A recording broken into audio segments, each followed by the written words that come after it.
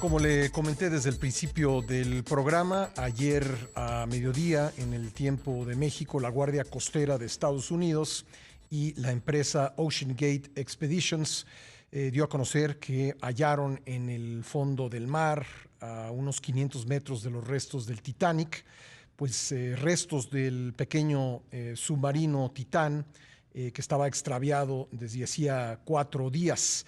¿Qué pudo haber pasado con este sumergible? Lo vamos a platicar con un experto. Le agradezco mucho que me tome la comunicación desde Santiago de Chile, Alfonso Kaiser, ingeniero naval, experto en submarinos, profesor de riesgos en el máster de ingeniería de la Universidad de los Andes en Chile. Al ingeniero, gracias por estar con nosotros. Muy buen día. Muy buenos días, gracias a ustedes. ¿Qué pudo haber pasado con el Titán? Se habla de una implosión, pero pues tengo entendido que en décadas de exploración submarina, pues los accidentes no han sido muy frecuentes. ¿Cuáles podrían ser algunas hipótesis de lo que le sucedió a este sumergible? Bueno, en realidad no han sido tan comunes, pero tampoco tan poco comunes, ¿ah? Es un riesgo que uno asume en las tareas de exploración y sobre todo en navegación subacuática. Ujú. En este caso particular estamos hablando de un submarino experimental, muy pequeño, el cual no hay una casa clasificadora que pueda garantizar la calidad de esta nave, como sí existe para algunos submarinos sobre 500 toneladas y en general para los buques, igual que para los aviones a través de distintos organismos. Entonces, esto queda un poco al criterio o al amparo de estudios independientes, que en este caso no los había. Entonces, el constructor es el que certifica esto. En el caso particular, este era un submarino de casco titanio. El titanio es un metal durísimo, pero que son muy pocos los países que dominan la técnica del titanio. Uno de ellos es Rusia, que está muy avanzado a todos los países de Occidente en este sentido, y que es el que ha dominado la construcción de cascos de titanio submarino por décadas. Nosotros en Occidente los hacemos de acero, que es un poco más flexible, es un poco más elástico y que, aunque no es tan duro. El problema del titanio es que es tremendamente, se fractura muy fácil. Por lo tanto, cuando uno somete a estrés esta estructura que se supone que resistía 4.000 metros de profundidad, que estamos hablando de 400 atmósferas, el peso de 400 atmósferas que es tremendo.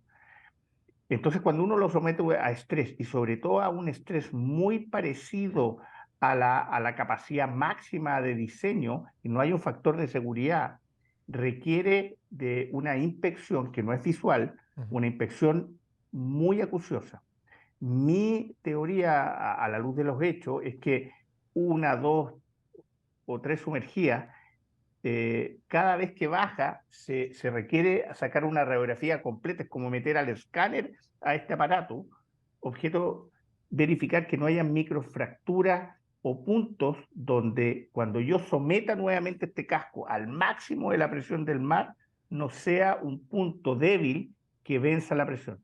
Porque al final esta implosión no es nada más que lo mismo que uno hace con una lata vacía de bebida cuando uno la aplasta, esa es una implosión, Ujú. porque uno con la mano vence la resistencia de esta lata. Y es lo mismo que le pasa al casco de presión cuando es sometido a la presión del mar. Si la presión del mar vence la resistencia que le pone el casco, se produce el mismo efecto. El resto del submarino era de otro material. ¿Cuál es la posibilidad de que pues estas fracturas se hayan dado en la otra parte del submarino y no en la punta que, como sabemos y usted bien ha dicho, era de titanio? Porque lo que pasa es que lo que soporta la presión es de titanio. Ujú.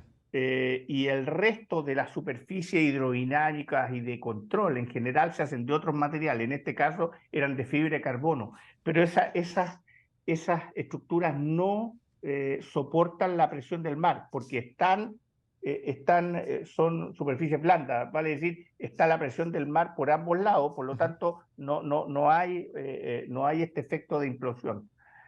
Lo que se encontró realmente fueron estas piezas, porque estas piezas, como no colapsan, se conservan más o menos enteras. Y lo que decía el almirante del Coast Guard norteamericano era que los restos podrían corresponder al casco presión, porque se deforma a tal grado esta implosión en que ellos suponen que es el casco presión. Y lo que encontraron realmente, por lo que mencionó uno de los familiares de los fallecidos, era que había encontrado unos patines, el cono de proa que se desprendió completo con esta impresión y se desprendió completo, habían encontrado alguna de la parte de atrás que le da esta superficie hidrodinámica, pero que no soporta la presión. Entonces, el que realmente conserva la vida de los seres humanos adentro de este submarino es el casco que soporta la presión, que es el de titanio. El resto es como el carenado de un auto. Realmente sirve para darle una superficie hidrodinámica, pero no soporta la presión, por lo tanto va con la presión que hay. No es mandatorio que soporte tampoco. Es parte como del carenado de esta nave. Sí. Ingeniero, tengo que hacer una pausa comercial obligada. ¿Podría esperarme un par de minutos y seguimos conversando? Absolutamente. Muchas gracias. Gracias. Volvemos enseguida. Le agradezco mucho al ingeniero naval Alfonso Kaiser, experto en submarinos, que me haya esperado para continuar esta conversación sobre lo sucedido al sumergible Titán. Ingeniero, vimos una imagen en la que están uniendo este casco de titanio con el resto de la nave, con una llave pues común. Hubo quien dijo, evidentemente yo no soy experto en el tema y por eso le pregunto, que pues esperaría a lo mejor una herramienta más sofisticada para unir estas dos piezas de un sumergible que va a tener que soportar, que tendría que soportar 400 atmósferas, como usted dijo. ¿Hay algo ahí que decir o es un procedimiento normal? No es para nada normal. A ver, una cosa es la simplicidad que uno busca en ingeniería. Uno busca la simplicidad, porque la simplicidad hace que las cosas tengan menos probabilidad de falla, sean más fáciles de explicar y tienen muchísimos beneficios. Y yo creo que está subestimada la simplicidad. Pero obviamente, y al no tener certificación, uno esperaría que atrás de un submarino, sobre todo los de investigación, tienen atrás toda una comunidad científica.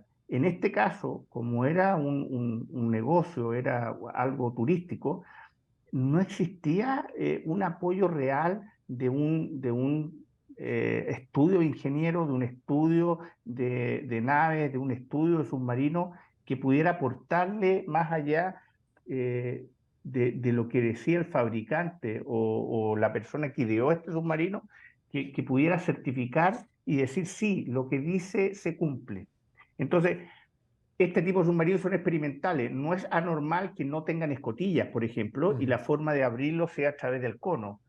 Eso no es anormal. Lo anormal es que no se haya sometido a una segunda revisión, porque estamos hablando de que, primero, el riesgo, en la probabilidad de que sufra un accidente es muy alta, pero el riesgo se compone de probabilidad y también se compone de cuál es el efecto que produce la acción de ese riesgo.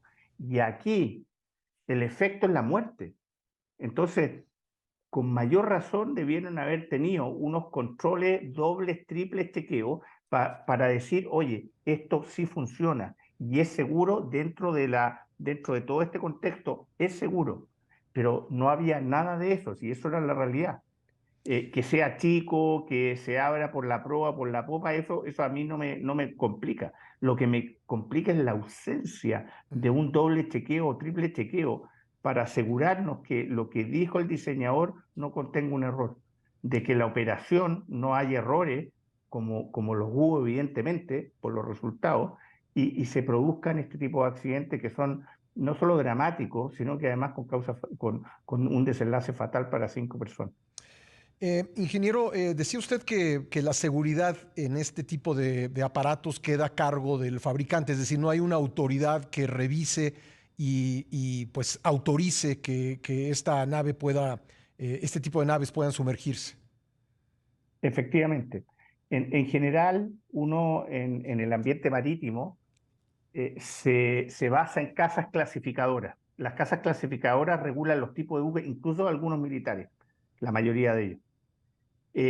Y también los submarinos, pero no submarinos tan pequeños o dedicados a estas actividades. Por lo tanto, aquí el buen criterio del fabricante y del operador son esenciales. Ujú. Y lo otro, estos submarinos estaban operando en aguas internacionales, por lo tanto, tampoco están bajo una legislación específica. Y ahí está el problema de la regulación, no es tan blanco-negro, son áreas grises donde los operadores pueden hacer uso o no uso de la legislación internacional para no someterse a registros más exhaustivos.